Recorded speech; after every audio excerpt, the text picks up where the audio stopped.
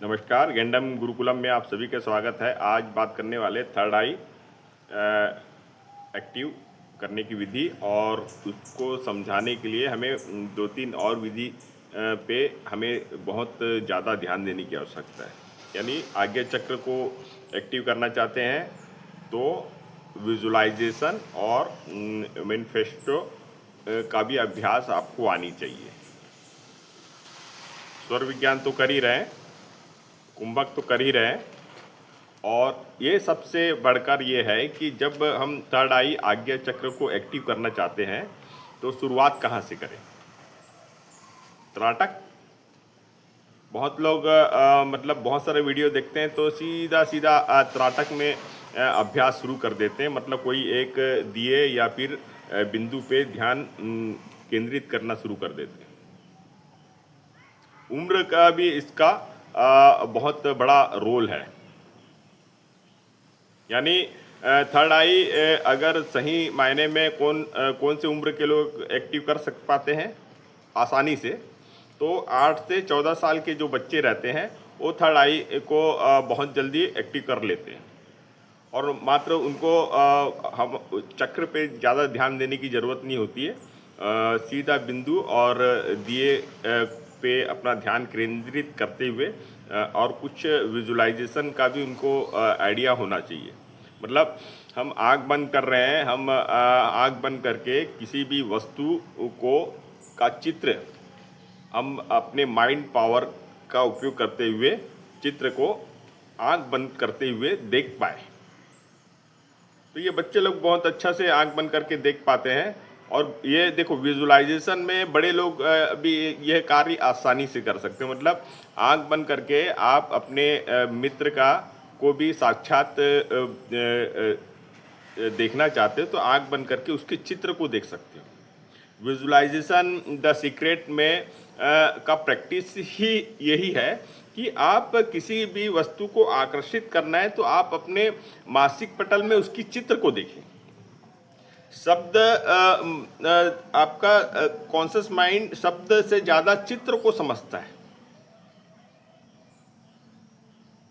अभी जैसे हम बोलेंगे, आप अपने कोई भी जहाँ आपको श्रद्धा है, जिस भगवान के पीछे आपकी श्रद्धा है, आप एक प्रैक्टिस करो कि आंख बंद करके उस श्रद्धा भाव से उस लड्डू गोपाल को देखने की कोशिश करो तो आप लड्डू गोपाल को देख लोगे।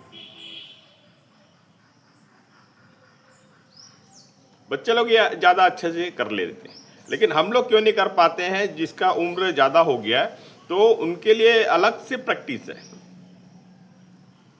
और इस प्रैक्टिस को करना है तो आपको आपका मूलाधार से शुरू करना पड़ेगा। गेंडम साधना हम दे रहे हैं तो गेंडम साधना में पूरा स्टेप बाय स्टेप हम हर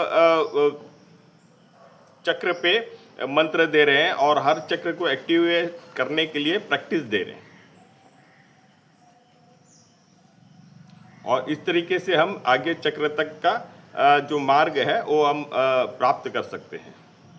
जो नियमित अभ्यास कर रहे हैं और नियमित साधना करते हैं तो धीरे धीरे धीरे धीरे आज्ञा चक्र को एक्टिव किया जा सकता है। मतलब कोई भी व्यक्ति को देख के पढ़ सकते हो कि इसके जीवन में क्या चल रहा है।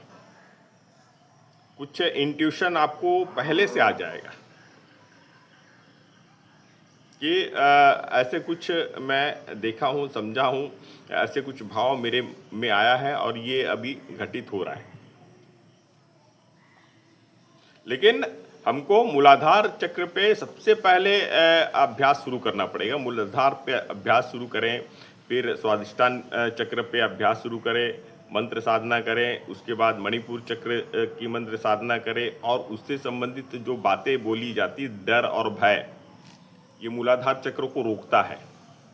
तो डर और भय की जो बात है उसे आप समझे। आप जैसे ही समझ आएगा, आप उस डर को फिर जान के आप निकालना पड़ेगा। उस भय से आपको मुक्ति प्राप्त करनी पड़ेगी। ये आपके विल पावर के ऊपर है। मतलब आपको धीरे से अपना विल पावर को भी बढ़ाना पड़ेगा, उस भय से लड़ने की शक्ति आपको बनानी पड़ेगी। मंत्र साधना ही ऐसा साधना है जो विल पावर बढ़ा देता है और डर और भय को दूर कर देता है, यानी आपका मूलाधार चक्र जागृत होने शुरू हो गया है। उसी तरीके से स्वाधिष्ठान चक्र है तो रचनात्मकता होनी चाहिए। बच्चे के साथ खेलना कूदना और मंत्र साधना कर रहे हैं और जो मूलाधार चक्र से जो ऊर्जा आ रही है उसे महसूस करके आप स्वाधिष्ठान चक्र तक ले जाएं। हमारा कोशिश ये है कि एक कार्यशाला आयोजित करेंगे और कार्यशाला में 2 से 3 दिन का एक मतलब कंटिन्यू 8-10 घंटे का प्रैक्टिस रहेगा और ये प्रैक्टिस हमारे जो सदस्य हैं वो सुलभ रूप से प्राप्त कर पाएंगे और जो स्थानीय स्तर पे जो कार्यशाला आयोजित होगी तो उसमें स्थानीय स्तर के लोग भी शामिल हो पाएंगे। तो ग्रुप के जितने सदस्य हैं सब सहभागी हैं और सबका मार्गदर्शन पे ये कार्य आगे बढ़ेगा। तो वह जो प्रैक्टिस है, अगर कोई व्यक्ति करना चाहता है घर में रहते हुए तो कुछ बात का ध्यान रखना पड़ेगा। मतलब 2 से 3 दिन तक आपको टोटली फ्री रहना है और हर बात मानना है और हर बात मानते हुए उस अभ्यास को शुरू करना है। तो ग्रुप में आइए, आप ग्रुप से जुड़िए। ग्रुप से जुड़ के अगर आप थर्ड आई आज्ञा चक्र को एक्टिव करना चाहते हैं तो उससे संबंधित अभ्यास देना हम शुरू कर सकते हैं। उसे भी गेंडम मंत्र साधना में रहस्य और जो आकर्षण का मंत्र है और हर वस्तु को आकर्षित करना, हर व्यक्ति को आकर्षित करना और हमारे जो विल पावर बढ़ाना, हमारे डर से मुक्ति दिलाना, धन संबंधित आकर्षण हमें प्राप्त करना, ये सारे जो महत्वपूर्ण हर व्यक्ति के लिए आवश्यक है तो वो सब गेंडम मंत्र की साधना से प्राप्त किया जा सकता है। उसी कड़ी में आज्ञा चक्र को एक्टिव करना सबसे महत्वपूर्ण कड़ी आ जाता है। खासकर छोटे बच्चे में ये बहुत जल्दी हो सकता है, लेकिन बड़े जितने भी बड़े उम्र के लोग हैं आज्ञा चक्र को एक्टिव करना चाहते हैं तो गेंडम मंत्र बहुत ही अच्छा मंत्र है और इसे अगर हम जो जिस तरीके से प्रैक्टिस की विधि बताते हैं लेवल 1 से लेवल 3 तक, लेवल 3 के बाद आपको बहुत सारे मंत्र मिलते हैं और उस सारे मंत्र के द्वारा आप उस स्टेज तक पहुंच सकते हैं जो स्टेज पे हर कोई जाना और प्राप्त करना चाहता है।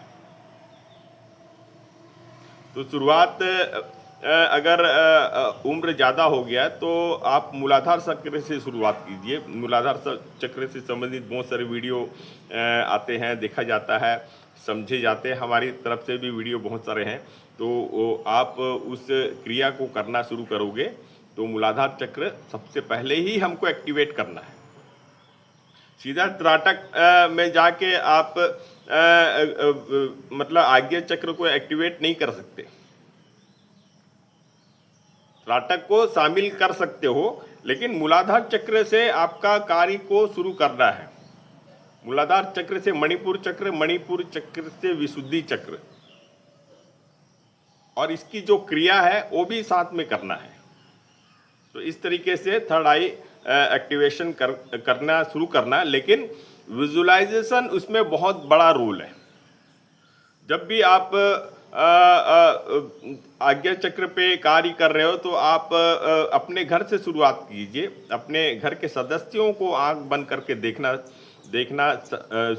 उनके क्या कपड़ा पहने हैं, कैसे दिख रहे हैं, और मतलब पूरा साफ स्क्रीन जैसे अपन मोबाइल में देख रहे हैं उस तरीके से आप आंख बंद करके किसी भी व्यक्ति वस्तु को देखने का अभ्यास शुरू करें।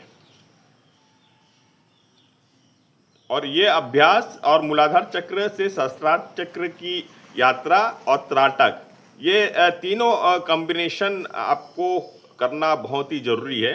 इसलिए विजुअलाइजेशन ग्रुप भी बनाए हैं ताकि आप हर चीज़ को विजुअलाइजेशन कैसे करना है उसके बारे में हम व्हाट्सएप ग्रुप में मैसेज डालते हैं। यहाँ से आपके सबकॉन्शियस माइंड क्लीन होते जाते हैं। जैसे ही सबकॉन्शियस माइंड क्लीन होगा, फ्रेश रहेगा, और हम जो कुंभक कर रहे हैं, प्राणायाम जो करते हैं उनके लिए तो और भी अच्छा है। सांस पे जो ध्यान दे रहे हैं वो बहुत ही ज़्यादा जरूरी है। स्वर विज्ञान को भी हम इसीलिए साथ में शामिल किए हैं। तो स्वर विज्ञान का शामिल होना बोलने से हम अपने माइंड पावर में बहुत ज़्यादा प्राण ऊर्जा पहुंचाने की कोशिश कर रहे हैं। शरीर में जितना भी ऑक्सीजन हम प्राप्त करते हैं उसका कुछ बहुत ज़्यादा % माइंड में चले जाता है।